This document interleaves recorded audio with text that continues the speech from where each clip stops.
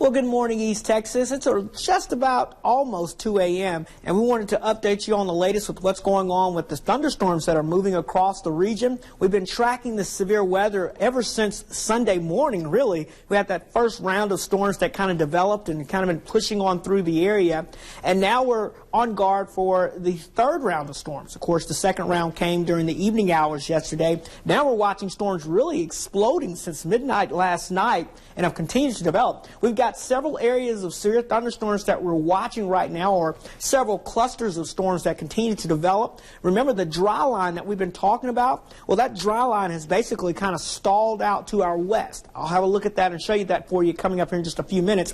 But that's what's triggering these storms, and so we're seeing different waves of storms continue to develop. Now, I want to update you on a few of the warnings we have out there. Of course, as we go in a little closer, you can see some of these storms here. We've got one cluster of storms just to the northeast or northwest of Longview, and all these storms are moving from southwest to northeast and at times moving straight off towards the east. We've got more storms here down towards the south between Jacksonville and stretching back towards the south and west towards Fremont County there, and some more storms with intense lightning continuing to develop, and that stretches back with more storms trying to develop, and that's showing us that the atmosphere is still very prime for these thunderstorms to continue to develop. So let's take you in and take you a little closer and show you some of these storms that continue to develop now. We've got one severe thunderstorm now moving north and west of Gilmer, and this is moving towards the Ore City area, capable of producing a ton of intense lightning. In fact, all of these storms this evening are producing quite a bit of lightning right now. Also, some large hail being indicated with this, up to about quarter-size hail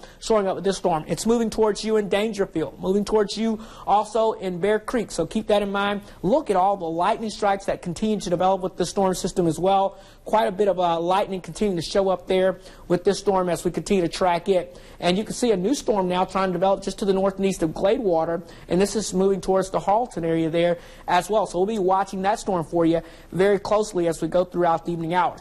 Now, I want to take you down to a cluster of storms we've been watching here, and they're beginning to try to weaken just a little bit, but we've had two distinct discrete storms, and they're trying to merge now, and as they're doing so, you can see that there's a ton of lightning. If you're along this stretch, living anywhere between Oakwood, Elkhart, heading up towards Rusk and Jacksonville, you are seeing a ton of cloud-to-ground lightning, a ton of heavy rainfall as well with these storms, some small to large, actually really some large hail being indicated. In fact, we've had some reports up to golf ball-sized hail with this storm as well as it continues to lift on off towards the north and east here. Of course, on the north side of the Oakwood area, also moving up towards Elkhart right now, really getting hit hard with this sail. And then also, of course, as we head over here towards Rusk County, we're seeing some pretty good storms developing here around the Jacksonville area. Look at the lightning, quite intense with these storms. In fact, let's take you in a little closer to Rusk County here. We can show you this storm really exploding right over Jacksonville, right along that 69 corridor.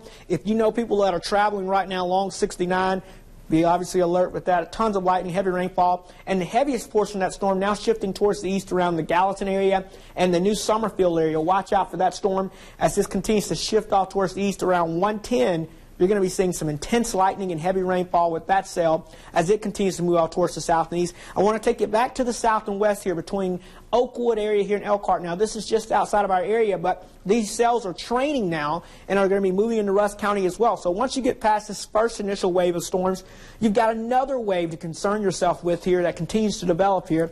And all these storms continue to shift on off in this kind of a broken line here, and we call these discrete cells or discrete supercells. And you can see how these are developing from Arkansas now back down through central Texas, and these will continue to develop throughout the evening hours here. And we're also tracking some hail with these storms. Here's our hail cores showing up quite nicely here just to the north and east here. Longview, we're seeing some pretty decent hail showing up here, and our hail tracker showing that activity moving on off towards the east-northeast. We'll take you down a little bit farther south and east now towards the Jacksonville area, and you're also seeing some of those decent hail cores. Look what's going on back here to the south and west of Jacksonville.